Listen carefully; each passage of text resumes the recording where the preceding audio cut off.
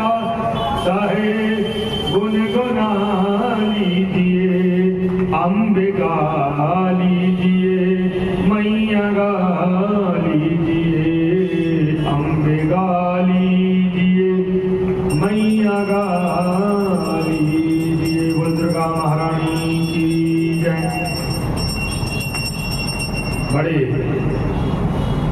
परम सुमधुर इस भजन में भगवती की विशेष कृपा जिन जिन पर है, और जहाँ जहाँ पर भगवती विद्यमान रहती हैं, जहाँ पर भगवती की कृपा है, उस भगवती की कृपा के कारण ही आज यहाँ पर हम श्रीमद् देवी भागवत श्रवण करने के लिए यहाँ पर सभी उपस्थित हैं। ये भगवती की कृपा है। जिन पर भगवती की कृपा होती है वही अपने जीवन में समय निकाल कर आते हैं और इस धर्म यज्ञ में सभी सम्मिलित होते हैं। ये पूर्व किए हुए हमारे पुण्यों का प्रताप है। भाग्योदयन बहुजन्म समर्थित। बहुत से पुण्य जब उदय होते हैं, सत्कर्म जब हम करते हैं, उन सत्कर्मों के कर्मों के प्रभाव से फल स्वरूप भगवती हमें अपनी दिव्य कथा श्रवण कराती है। और जो कथा जो नारद जी उन ब्रह्मा जी के लिए ने उनको बताई, और ब्रह्मा जी ने जो नारद जी को बताई है, वही नारद जी जो हैं वेद व्यास जी के लिए श्रीमद् देवी भागवत श्रवण करा रहे हैं। और व्यास जी जो हैं जन्मेजय के लिए हस्तिनापुर में श्रीमद् देवी भागवत श्रवण करा रहे हैं। और कल हमने भगवान श्री हरि विष्णु जी के उत्पत्ति के साथ उनके हयग्रीव स्वरूप का हमने दर्शन किया है। उनके हयग्रीव स्वरूप का हमने ऐसा स्वादन किया है कि हयग्रीव भगवान विष्णु कैसे बने हैं। उनके सर पर अश्व का मस्तक काट करके लगाया, और वह भगवती आदि शक्ति की ही आदेश था। अब यहाँ पर नैमिषारण्य तीर्थ में सनकादि 88,000 ऋषि एकत्रित हुए हैं। जिस प्रकार हम इस भगवती के प्रांगण में, ये भी नैमिषारण्य तीर्थ से जैसा पवित्र है, परम पवित्र है। यहाँ पर जो इच्छा की जाती है, आज इच्छा करोगे कल आपको मिलेगा। ये आपने अनुभव तो किया होगा, पर हमने भी अनुभव किया है यहाँ। और यही तो कृपा है भगवती, इसी को कृपा कहते हैं। अब धन धान्य, पुत्र पत्नी, पुत्र धन धान ऐश्वर्य, ये कृपा नहीं होती, इसको कृपा नहीं कहते। कृपा वो कहते हैं कि इन सबको साथ रह करके उस भगवती के चरणारविंद को हम समझें, उनके चरणारविंद में अनुरक्त रहें। और संसार से जब भगवान की कथा श्रवण करने आए तो संसार को उस समय विरक्त कर दो, छोड़ दो कि कोई है ही नहीं संसार। जब तक कथा हो रही हो, कथा के बाद फिर आप जा सकते हैं, क्योंकि जब तक भगवती के या प्रभु की जहाँ सत्संग होता है, उस सत्संग में उस समय भगवान के चरणों में अनुरक्त रहे और संसार से विरक्त रहे। ये भगवती की कृपा है। इसलिए शुद्धधारा और लक्ष्मी बेरी के भी होए, ये तो बेरी के भी हो सकते हैं। और पर जो मन में संतोष होता है, जो भगवती की कृपा प्राप्त होती है, वह हम यहाँ पर आए हैं तो भगवती की दिव्य कथा श्रवण करने के लिए। अब तन से अधिक मन की उपस्थिति होना चाहिए। अब तन हमारा यहाँ पर है, मन लगा हुआ है घर में, ये उपस्थिति नहीं है। जब भगवती ने तन हमें यहाँ पर पहुँचा दिया है समय निकाल करके, तो मन को भी यहाँ पर लगाइए, क्योंकि तन से अधिक भगवान की सेवा मन की उपस्थिति जरूरी है। तन पवित्र सेवा किए तन पवित्र सेवा किए, धन पवित्र किए दान, मन पवित्र सेवा किए, होत त्रिविध कल्याण। तन पवित्र होगा सेवा करने से, धन पवित्र होगा दान करने से, और मन पवित्र कैसे होगा? भगवान के चरणों में, भगवती के चरणों में जब तक हम कथा श्रवण करें उस समय संसार को सबको त्याग दो। अब एक भक्त ने कहा, गुरुजी अब आप त्यागने की बात कर रहे हैं।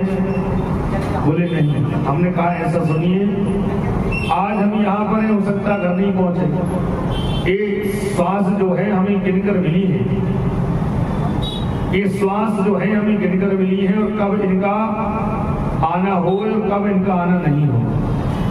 श्वास श्वास में राम भज, व्यर्थ श्वास ना खोए, ना जाने इस श्वास का कल आवन होई न होए। अरे कल की बात तो छोड़ो, अभी की बात करो। श्वास श्वास में राम भजो। अब जो आपके इष्ट देव हैं, जो आपके जिनको आप मानते हैं, गुरु मंत्र हैं, गुरुदेव को ही मानिए। श्वास श्वास में राम भज, व्यर्थ श्वास न खोए। हर श्वास में भगवान की कृपा प्राप्त करिए, कृपा का अनुभव करिए कि हर आज की श्वास जो है उन्होंने प्रातः काल से आज के समय हमें निकाल दिया। ये भगवती की कृपा है। और व्यर्थ श्वास न खोए, कोई भी भगवती ऐसा कोई श्वास न आए जिसमें आपका गुणानुवाद ना हो। श्वास आए तो आपका ही गुणानुवाद होता है, और ना जाने इस श्वास का कल आवर हो ना हो। इसलिए कल इसका कोई संभव नहीं है कि श्वास आ जाए तो चली जाए, चली गई तो आए नहीं लौटे। ये जीवन है, इसमें ये जो हमारी अवस्थाएं चल रही हैं, हमारी हो या आपकी हो, इस कलयुग में कब किसको जाना पड़े ये कोई जान नहीं सकता। पर भगवती ने हमें अपने घर से बुला करके यहाँ पर देवी भागवत श्रवण करा रही हैं, ये परम सौभाग्य की बात है। अब ऋषियों ने, सरकारी ऋषियों ने सूत जी से प्रश्न करने लगे कि बताइए वेद व्यास जी जो हैं उनसे किसी वंश का भी वर्धन हुआ है, वंश बढ़ा है क्या, वंश चला है, उनके कोई तो शिष्य होंगे? बोले हाँ, सुनिए। ओम सुकृतश्च परम सिद्ध प्राप्त तान्देव सत्तमः किं चकार ततोऽभ्यास तन्नो ब्रूहि विवस्त्रम। बोले सुखदेव जी, व्यास जी के पुत्र सुखदेव जी हुए, और वह सुखदेव जी को श्रीमद् भागवत जो है व्यास जी ने श्रवण कराई, और उनसे जब कहा कि तुम संसार में इस परिवार का लालन पालन करो, परिवार का विवाह भी करो, सब कुछ करो। बोले नहीं पिताजी, मुझे ये नहीं करना है। और वह देवी भागवत उनको श्रवण कराई और कहा कि इस देवी भागवत का आप रसास्वादन करिए। सुखदेव जी देवी भागवत का श्रवण करके वह चले गए कंदरा गुफाओं में जाकर के वह भगवान का, वह भगवती का आराधना करने लगे। अब यहाँ पर वेद व्यास जी भी जो शिष्य हुए हैं उन्होंने और भी शिष्यों को पढ़ाया। अब ऐसा नहीं है कि पुत्र को ज्ञान प्राप्त किया, उन्होंने बहुत से बोले असित, देवल, वैशंपायन, जैमिनी और सुमनवतु आदि सभी तपोमुनि जो है उनका ज्ञान प्राप्त किया और वह चले गए। असितो देवलश्चैव वैशंपायन एव च जैमिनिश्च सुमन्तश्च गता सर्वे तपोधना। वह तप करने के लिए ऋषिगण चले गए। अब वह सुखदेव जी जब वहां से चले गए तो वह मन थोड़ा सा व्यास जी का मन में लगा कि देखो मैंने पुत्र को भी श्रीमद् देवी भागवत श्रवण कराई, वो भी छोड़कर चला गया। ये हमारा संसार है, जिसको आप कितने ज्ञान प्रदान कर दो इतना ही पुत्र को समझा दो, अंत में वह अपनी मां को विवाह हो जाएगा तो अपने परिवार को देखने लगेंगे, आपको कम देखेगा। कहाँ माताजी है कहाँ पिताजी, ये नहीं देखते। या पिताजी माताजी पुत्र को देख रही है, पुत्र छोड़कर चला जाएगा, नौकरी में चले जाएंगे। इस प्रकार वह देवी भगवती का वह व्यास जी स्मरण करते रहे और वह गंगा जी के तट पर पहुंच गए और वहां पर अपनी जो माताजी हैं, कौन, सत्यवती व्यास यस्ता तम पर्वतो पर आज गामा महातेज जगन्त स्थान मुनि। बोले अपनी सत्यवती जो माताजी है, सत्यवती माताजी के बाद वह पहुंच गए और जन्म स्थान पर जाकर के भगवती को माताजी को प्रणाम करने लगे और प्रणाम करके माता भी चली गई। अब मन में विचार किया कि माताजी कहाँ चली गई, कैसे क्या हुआ। तब वह जो सत्यवती जो कन्या थी वो माताजी थी, वह निषाद राज की वह पुत्री हुआ करती थी, निषाद राज की पुत्री थी वो। अब सनकादियों ने कहा कि सोची बताइए कि ये कहाँ चली गई और कैसे इनका जन्म आगे हुआ है। बोले सुनिए, दासराजो संभोज व्यासं प्रीति पुरं शरम सगाते नाभिसत्कृत्य प्रोवाचा रोहितांजलि। बोले वह निषाद राज की जो वह पुत्री हुई है वह, और आगे जो है उनका विवाह शांतनु जी से हुआ है, सत्यवती का। बोले कैसे हुआ है, बोले सुनिए। और वेद व्यास जी जो थे अपनी माता जी के लिए भ्रमण घूमने लगे, फिर वेद व्यास जी के द्वारा वह शांतनु जी का वह जन्म हुआ। और वह शांतनु जी जो है वह सरस्वती जी के तट पर बैठ करके भगवान की भगवती की तपस्या कर रहे थे और वह शांतनु जी का विवाह सत्यवती से हुआ, क्योंकि आगे जन्म में वह बनी है क्या, वह अम्बी जो है पहले सत्यवती थी और वह शांतनु से उनका जब विवाह हुआ तो उनसे 2 संतान हुई। वो कौन सी हुई, सत्यवती के गर्भ से 2 संतान उत्पत्ति हुई, वह चित्रांगद और विचित्र भी 2 संतान की उत्पत्ति हुई। और वह सभी बड़े प्रतापी थे, पर एक जो था वह चित्रांगद, वह बहुत लड़ाई झगड़े में आगे हुआ करता था। और विचित्र भी जो था वह सर्वगुण संपन्न हुआ करता था, सभी गुणों से संपन्न होकर ज्ञानवान भी था वह। अब गांगेय प्रथमस्तस्य महावीरो बलाधिका तथेतो सुतो जातो सत्यवत्या महाबलो। इनके पूर्व जन्म में राजा शांतनु का विवाह जब फिर हुआ, आगे जन्म जब हुआ तो वह गंगाजी शांतनु जी का विवाह हुआ और वह उस गंगाजी से और शांतनु जी से 8 संतान हुए, जिसमें 7 संतानें वह वो तो चली गई,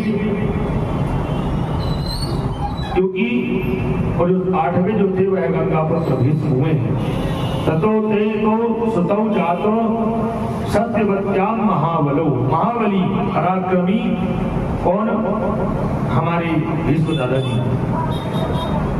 और वह इतने बलशाली थे, उन्होंने भगवान श्री हरि नारायण के लिए भी शस्त्र उठाने के लिए उन्होंने वाद्य कर दिया। जबकि महाभारत में उन्होंने संकल्प लिया था कि मैं इस महाभारत में शस्त्र नहीं उठाऊंगा, पर वो इतने बलशाली हुए, इतने पराक्रमी और भगवान के भक्त हुए। और हमने जो श्रीमद् देवी भागवत श्रवण कर रहे हैं इन 18 पुराणों में पंचम पुराण है और एक पुराण होता है पद्म पुराण।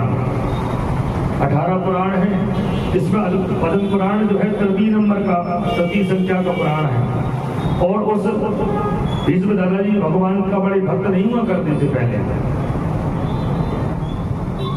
वो बड़े योद्धा हुआ करते थे।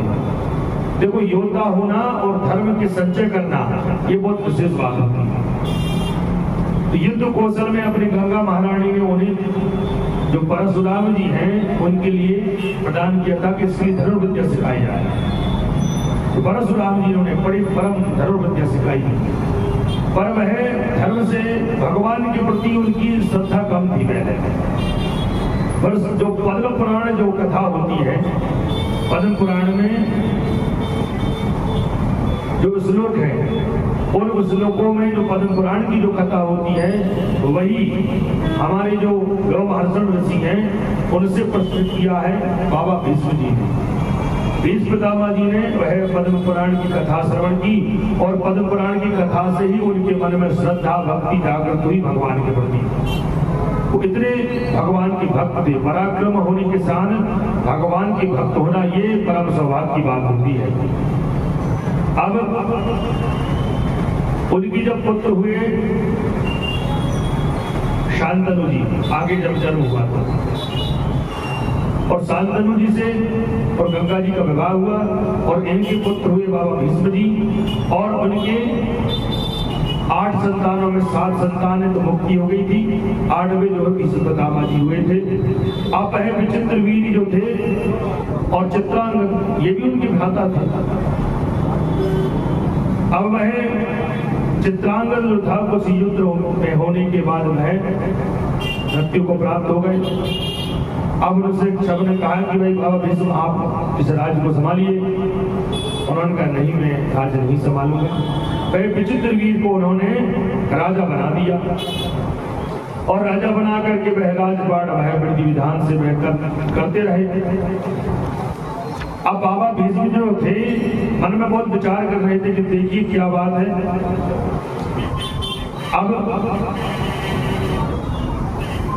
सूत जी ने सनकादियों से कहा कि मन में कोई शंका हो तो बताना, क्योंकि ये जो श्रीमद् देवी भागवत है ये भगवती की विशेष महाकृपा के प्राप्त है, पर इसके प्राप्त करने की कृपा प्राप्त करने के लिए हमें बहुत मन लगा करके इसको श्रवण करना होगा। अब सनकादियों ने कहा कि मन में एक दुविधा है, बोले वेदव्यास जी का जन्म कैसे हुआ था? आपने सबका जन्म बताया है, तो वेदव्यास जी का कैसे जन्म हुआ है? बोले एकदा तीर्थ यात्रायां व्रजन पाराशरो मुनि आदिगाम महातेज कालिन्द्याष्टस्मुत्तमः। बोल एक समय क्या हुआ, एक बार तीर्थ यात्रा करके पाराशर ऋषि जो थे वह निकल के जा रहे थे, पर वहां पर देखा निषाद की जो कन्या है ना, सत्यवती जिनका भी हमने बताया था, निषाद की कन्या थी। अब पाराशर ऋषि निकल के जा रहे थे तो उन्होंने कहा सुनिए, हम आपसे एक निवेदन करते हैं कि निषाद से कहा पाराशर ऋषि ने, आप हमें इस नदी को पार कराइए।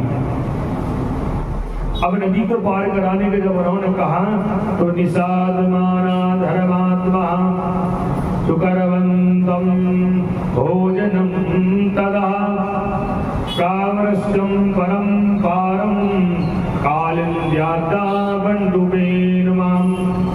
बोले इस नदी का हमें आप पार कराइए, जो उसका पारितोषिक लगेगा हम आपको दे देंगे। अब निषाद जी भोजन कर रहे थे, उसी समय उन्होंने कहा अपनी जो पुत्री है मत्स्यगंधा, उसका पहले नाम था मत्स्यगंधा, सत्यवती तो बाद में हुई। अब उन्होंने कहा कि सुनो पुत्री, तुम इन ऋषि के लिए नदी से पार करा दीजिए। अब यह विचार मन में किया, ठीक है पिताजी का आदेश है, और पिताजी का आदेश प्राप्त करके वह सीधे नाव में बिठा करके वह आगे प्रस्थान करता। अब मन में यह विचार किया तो तो वह जो कन्या बड़ी परम सुंदरी थी, पर उसके शरीर से मछली की गंध आती थी, इसलिए मत्स्य गंधा कहते थे। उसके शरीर से दुर्गंध आती थी। पर वह पारस ऋषि ने कहा कि मैं तुमसे कुछ बात करना चाहता हूँ।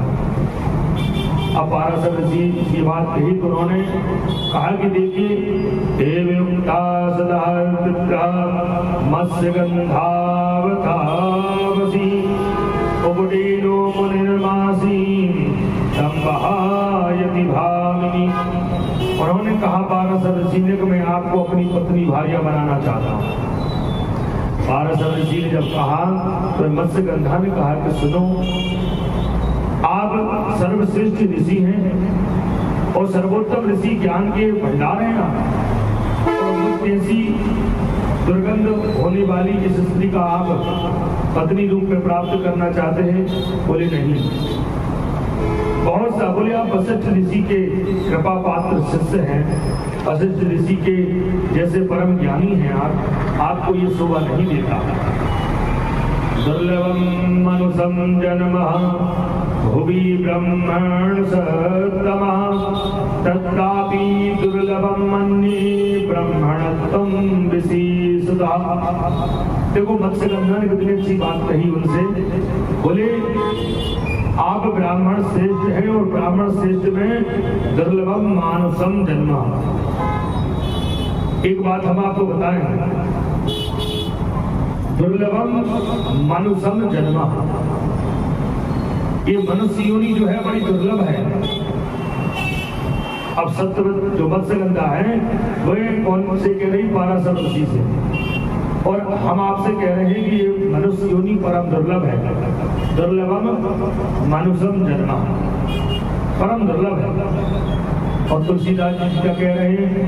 बड़े भाग्य मानस तन पावा सुर दुर्लभ सद ग्रंथन गावा।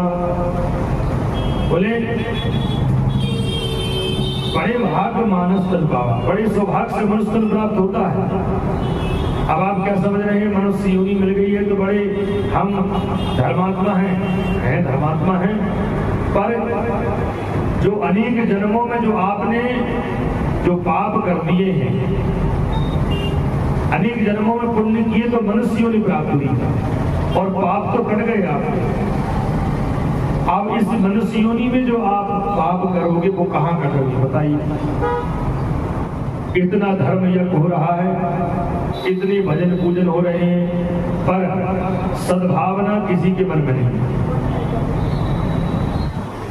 कोई जमीन पर लड़ रहा है, कोई धन पर लड़ रहा है, कोई भूमि पर लड़ रहा है, कोई वाहन पर लड़ रहा है। लड़ रहे हैं, सबके अपनी अपनी शंकाएं मन में है। भगवती जी कह रहे मैया आप हमें इस शंका से आप निवारण करिए, हमारे संकट का आप निवारण करिए। पर बड़े भाग मानस तनपावा दुर्लभम मनुषम जन्मा, ये परम दुर्लभ है।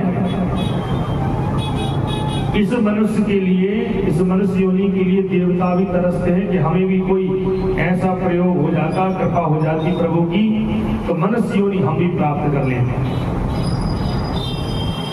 इसके लिए मनुष्य भी हम बने हैं तो मनुष्य बनकर दिखाएं। मनुष्य का मतलब क्या होता है? मन और विचार सबके एक होना चाहिए, वो मनुष्य है। मन को पवित्र करने से ही आप पवित्र कहलाएंगे, मन को सुंदर करने से आप सुंदर कहलाएंगे।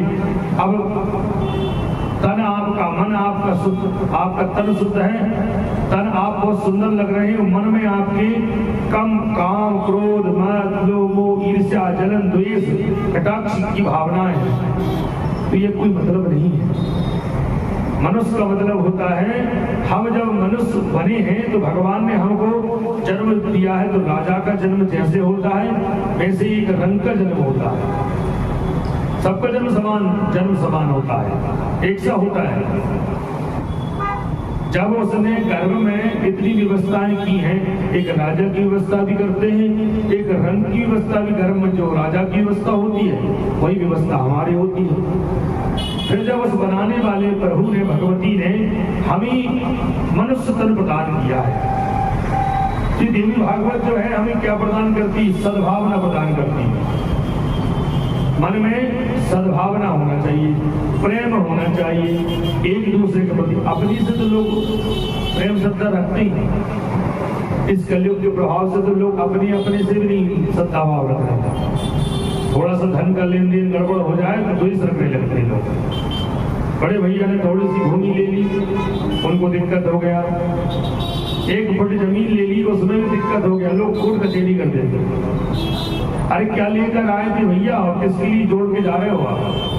जिसके लिए आप जोड़ रहे हो एक दिन वही आपको वृद्धाश्रम में कर देगा, हमको ही कर देगा। और हमने धन इकट्ठा किया है कि भाई चलो हमारा पुत्र जो है इस धन का उपयोग करेगा। अब वो तो वो कर रहा है, पर हमारे लिए तो उसने दुरुपयोग समझ के दुरुपयोग कर दिया उसने। इसीलिए बड़े सौभाग्य से मनुष्य प्राप्त होता है। देखो हम जो करते हैं ना, वही बच्चे हमारी संतान देते हैं। आप मन में क्या सोचते हो वो नहीं, जो आपकी जो कर्म है वो देखेंगे, वही संतान देखेंगे।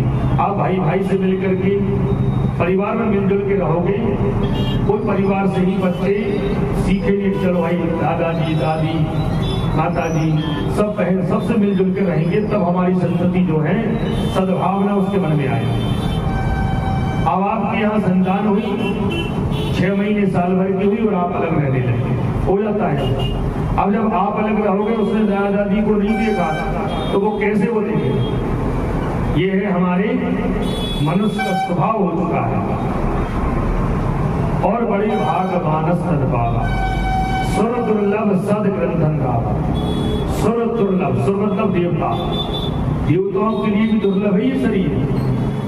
वो इस मनुष्य दिव्य मनुष्य रूप धारण करने के लिए वो भी कुछ न कुछ ऐसा उद्यम करते हैं जिससे कि मनुष्य योनि हमें प्राप्त हो। अब हमें मनुष्य योनि मिली है तो हम राग, द्वेष, काम, क्रोध, मद, लोभ में उलझे पड़े हुए।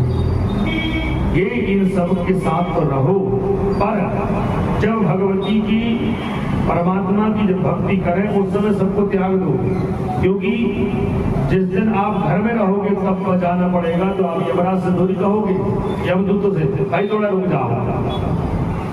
उस समय तो जैसे हो वैसे ही चलो और सब कुछ यही त्याग। इसीलिए दुर्लभम मानुषम जन्म, मत्स्यगंधा ने 12 रसिक ज्ञान प्रदान किया। एक स्त्री ज्ञान प्रदान कर रही है ऋषि जी के लिए, बोले सुनो ये, और जिसमें ब्राह्मण होना, मनुष्यों में ब्राह्मण होना भी सर्वश्रेष्ठ है।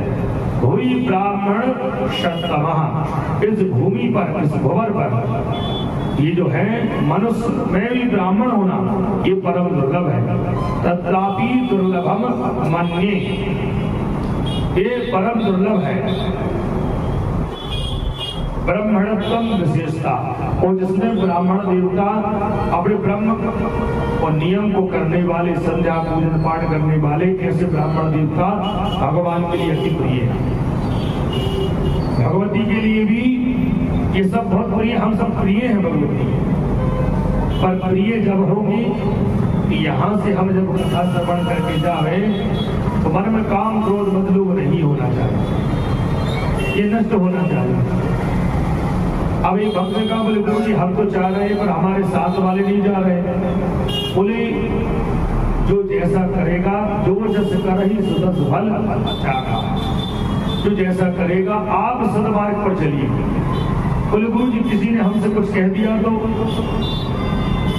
तो ये शास्त्र प्रमाण है कि जिससे कोई व्यक्ति से आपने कुछ कहा तो भाई ये सामग्री आप हमें प्रदान करिए, और यदि वो आपसे कुछ अवसर से कहते हैं और आपने यदि उसका उत्तर नहीं दिया, सबसे बड़ी बात है मौन रहना। देखो युद्ध करना छोटी सी बात है, किसी से भी लड़ाई झगड़े आप कर लो ना तत्क्षण हो सकता है। अब भगवान क्या कह रहे हैं? शिशुपाल के लिए कहा कि भाई आपके लिए 100 गलती है, वो सब माफ हो गया। तो हम भी शिशुपाल हैं, क्यों? आप भी शिशुपाल हैं। भाई भगवान जब तक आपको क्षमा करेगा, जब तक आपकी 100 गलतियां हो, उसको माफ कर देगा। और जब 100 गलती जब परिपूर्ण हो जाएंगी आपकी, तो वो सोचेंगे चलो भाई आपका समय हो चुका है पूरा। तो जिसका उत्तर आप नहीं दोगे, उसका उत्तर प्रकृति देगी, क्योंकि उस कर्म के साक्षी कौन है? पंचतत्व है। और आपने सोचा होगा कि कोई व्यक्ति ने हमसे 10 बात कही है, तो आप 20 सुनाते, पर आप वहां से मौन होकर आ गए, और मौन होकर आकर घर आप कर रहे हैं, तो प्रकृति उसे वो प्रायश्चित, वो दंड देगी जो आपने कभी परिकल्पना नहीं की। परिकल्पना, कल्पना और परिकल्पना नहीं की होगी, पर भगवान उसका प्रायश्चित, उसका दंड उसको प्रदान करेंगे। बोल दुर्गा महारानी की जय। इसीलिए सद्भावना रूपी हम जब आरती भी कहते धर्म की जय हो, अधर्म का नाश हो। अब धर्म की जय ऐसे जय करने से नहीं होती, अधर्म का नाश ऐसे नहीं होता। प्राणियों में जी सद्भावना यदि आपके मन में आ गई है, तो धर्म की जय वैसे हो जाएगी, अधर्म वैसे ही नष्ट हो जाएगा। ये दुर्भावना से कारण से ही अधर्म हो जाते हैं। एक दूसरे के प्रति हम द्वेष रखेंगे तो अधर्म होगा। अब अधर्म जब होगा तो धर्म नहीं होगा। इसलिए प्राणियों में प्रभु से निवेदन है, भगवती से निवेदन, मैया ये श्रीमद् देवी भागवत से सभी के मन में सद्भावना प्राप्त होना चाहिए। सद्भावना जरूरी है। इस सद्भावना के रूप में उन्होंने कहा, मत्स्यगंधा ने कि सुनिए, आप तो बड़े परम तेजस्वी ऋषि हैं, आप मन में कुछ विचार करिए। पर उन्होंने कहा नहीं, मैं आपसे विवाह करना चाहता हूँ। अब जैसे ही पारसर ऋषि ने उस कन्या को जैसे ही स्पर्श किया, तो वह उसके शरीर जो है वह परम सुंदर हो गया, और सुंदर होकर के वह योजनगंधा के नाम से वह प्रसिद्ध हुई। और वह इतने परम सुंदर, उसके शरीर से सुगंध प्राप्त होने लगी, और बड़े बड़े योजन दूर दूर तक वह उसकी सुगंध प्राप्त होने लगी।